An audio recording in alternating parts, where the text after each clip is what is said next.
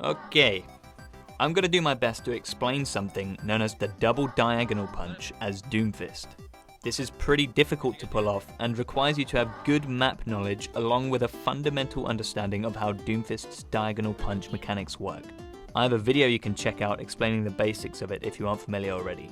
The double diagonal punch combines a diagonal punch or diagonal slide punch with a downwards diagonal punch or downwards diagonal slide punch. Now bear with me a second. I'll explain to you with this example on Temple of Anubis. This punch is a diagonal punch into a downwards diagonal punch, making it a double diagonal.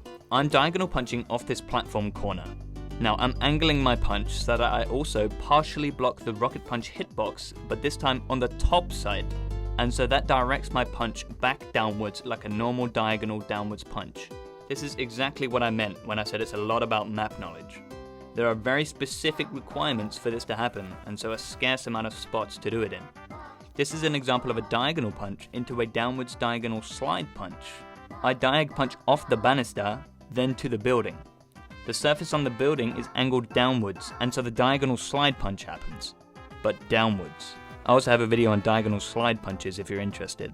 This can be performed the reverse way too, so a downwards diagonal into a diagonal, but I didn't find any spots that weren't completely fucking useless. But to sum it up, you're combining both types of diagonal punches in one punch.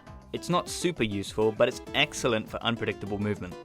Plus some spicy clips for your montage. If you have any queries about this, I'll be sure to answer them in the comments section as soon as I can.